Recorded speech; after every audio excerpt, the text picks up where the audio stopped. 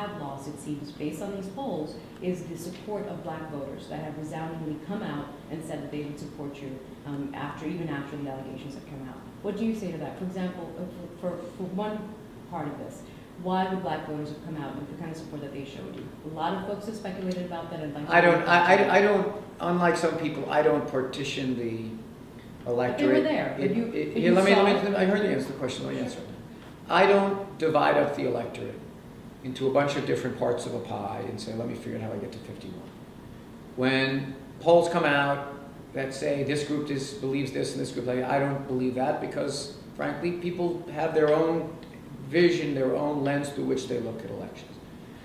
But I would just say a couple of things. One, when I got in the race, headlines blaring, editorial boards gnashing their teeth, people saying this is outrageous.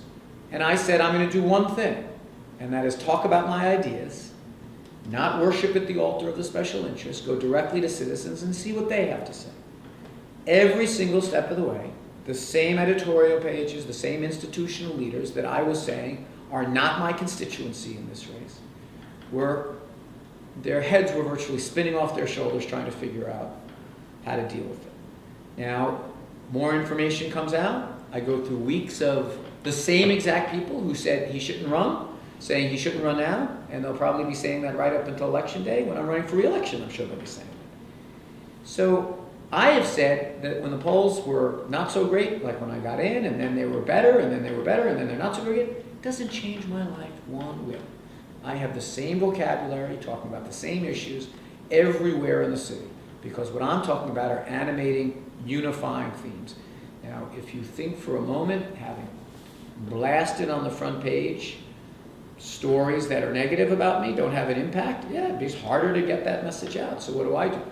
I go to Manhattan Times and the Bronx Free Press, and I sit down and I have conversations about issues important to the middle class and those struggling to make it. And they watch it and they read it and they say, what do I want in a mayor?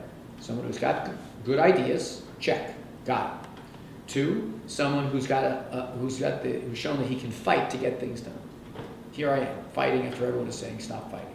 And 3rd, someone who's the independence to be able to deliver those things. My opponents all come from the same place, making the same promises year after year, have the same basic constituencies, and it's not a fidelity to issues, it's a fidelity to whatever sweater they put on that day. It's different. Those citizens, whatever their race, whatever their ethnic background, understand the notion of the middle class and those struggling to make it. And that's where I'm going to get my votes.